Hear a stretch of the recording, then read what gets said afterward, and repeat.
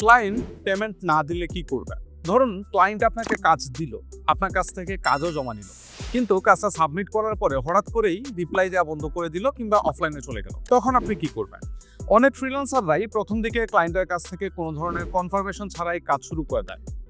ক্লায়েন্টের কথা বিশ্বাস করে কাজ জমাও দিয়ে দেয়, কিন্তু পরে ক্লায়েন্ট পেমেন্ট দেয় না বা যোগাযোগ বন্ধ করে দেয়।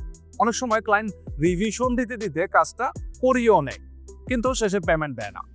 তখন আপনি ঠিক কি করতে পারেন সেসব বিষয় নিয়ে আজকে আমি আপনাদের সাথে কথা বলবো। দেখুন, আমরা ফ্রিল্যান্সিং এর ক্ষেত্রে কাজটা দুইভাবে করে থাকি। একভাবে হচ্ছে মার্কেট প্লেসে, আরেকভাবে হচ্ছে মার্কেট প্লেসের বাহিরে। প্রথমে শুরু করি মার্কেট প্লেসের কাজটা নিয়ে। মার্কেট প্লেসে ক্লায়েন্ট পেমেন্ট করতে না চাইলে আপনি কি করতে পারেন? মার্কেট প্লেসে সাধারণত এমন সমস্যা হয় না, তবে একেবারে যে হয় না বিষয়টা এমনও না। তাই কাজ শুরু করার পূর্বে কিছু জিনিস দেখে নিন।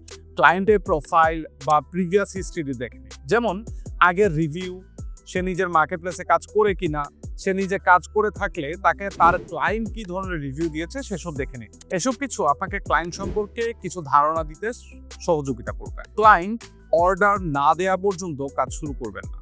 যদি ক্লায়েন্ট পেমেন্ট না দিতে চায় বা টালবাহানা করে, তাহলে প্রথমে ভদ্রভাবে তাকে একটা রিমাইন্ডার দিন, একটা প্রফেশনাল মেসেজ পাঠান। তাকে বলুন আপনার পারিশ্রমিক দিতে। তাও যদি না দিতে চায়, তাহলে মার্কেট প্লেসের সাপোর্টে যোগাযোগ করুন। সবসময় মাইলস্টোন ভিত্তিক পেমেন্ট নিন।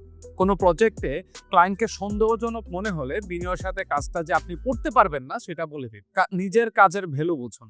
সব ক্লায়েন্ট ভালো হয় না, সব কাজ করারও প্রয়োজন নেই। নাম্বার 2, মার্কেট প্লেসের বাহিরে।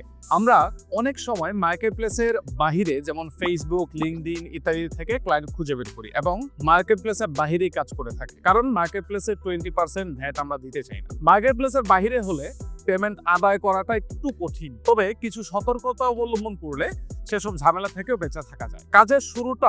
কাজের শুরুতে কিছুটা পেমেন্ট অ্যাডভান্স নিয়ে নিন। সেটা হতে পারে 30% বা 50%। এটা আগে নিয়ে নিলে ক্লায়েন্টের কাছ থেকে যদি পুরো পেমেন্ট নাও পান, তবু কিছুটা তো পেলেন। চেষ্টা করবেন তার সোশ্যাল মিডিয়া প্রোফাইল একটু ভালোভাবে চেক করে নেওয়া, যেমন প্রোফাইলটা অথেন্টিক কিনা।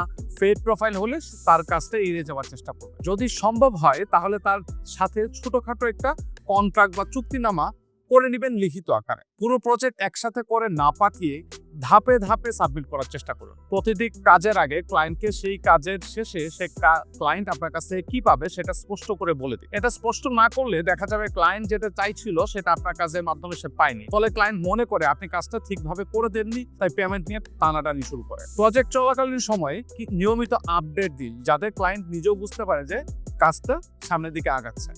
এবার আমি আমার একটা বাস্তব অভিজ্ঞতার কথা বলি। একবার আমার একটা ক্লায়েন্ট, যাকে আমি ফেসবুকের মাধ্যমে খুঁজে পাই, সে আমার একটা পেমেন্ট নিয়ে ঠিক এরকম একটা ঝামেলা করে এবং আমাকে কাজটা জমা নিয়ে ব্লকও করে দেয়। পরে আমি অন্য একটা অ্যাকাউন্ট থেকে তার প্রোফাইলে গিয়ে তার ওয়াইফকে খুঁজে বের করে ক্লায়েন্টের সাথে যে আমার কথা হয়েছে তার একটা স্ক্রিনশট সহ তার ওয়াইফের কাছে তার নামে নালিশ জানায় এবং সে তার হাজবেন্ডের আচরণের জন্য ক্ষমা চায়, পাশাপাশি আমার পেমেন্টও দিয়ে দেয়। আপনার ভাগ্য হয়তো আমার মতো ভালো নাও হতে পারে, তাই সতর্ক থাকুন। মনে রাখবেন, সবসময় ক্লায়েন্ট যে খারাপ হয় এমনটাও না। অনেক সময় ভুলটা আপনার মিসকমিউনিকেশন বা কাজের মান খারাপ হওয়ার জন্য হতে পারে। তাছাড়া যত বেশি বিশ্বাসযোগ্য প্রোফাইল বানাতে পারবেন, খারাপ ক্লায়েন্ট পাওয়ার সম্ভাবনা তত বেশি কমে যাবে। যদি কখনো এমন ক্লায়েন্ট পান, তাহলে আর কখনো ওই ক্লায়েন্টের সাথে কাজ করবেন না এবং পাশাপাশি ওই ক্লায়েন্টের নাম এবং যত সম্ভব তথ্য দিয়ে ফ্রিল্যান্সিং কমিউনিটিতে পোস্ট করে সবাইকে সতর্ক করবেন, যেন আর অন্য কেউ এই সমস্যার সম্মুখীন না হয়। আপনি কি কখনো এইরকম অভিজ্ঞতার মুখোমুখি হয়েছেন? নিচে কমেন্টে লিখে জানান। হয়তো আপনার এই অভিজ্ঞতা অন্য কারোর জন্য শিক্ষণীয় হতে পারে। আজকের এই ভিডিওটা এটুকু পর্যন্ত দেখার জন্য সবাইকে অসংখ্য ধন্যবাদ জানাচ্ছি। সবাই ভালো থাকবেন, সুস্থ থাকবেন। আমি মনসুর আহমেদ রায়হান এখানেই বিদায় নিচ্ছি এবং এই ধরনের কন্টেন্ট পাওয়ার জন্য অবশ্যই লায়েক একাডেমির ফেসবুক পেজ এবং লায়েক একাডেমির ইউটিউব চ্যানেলটা সাবস্ক্রাইব করবেন। এবং আপনারা নিশ্চয়ই জানেন যে লায়েক একাডেমি হচ্ছে ইশিখন একাডেমির একটি সহ-প্রতিষ্ঠান এবং এখন থেকে ইশিখন একাডেমির সবগুলো কোর্সে অ্যাডমিশন নিচ্ছে লায়েক একাডেমি থেকে।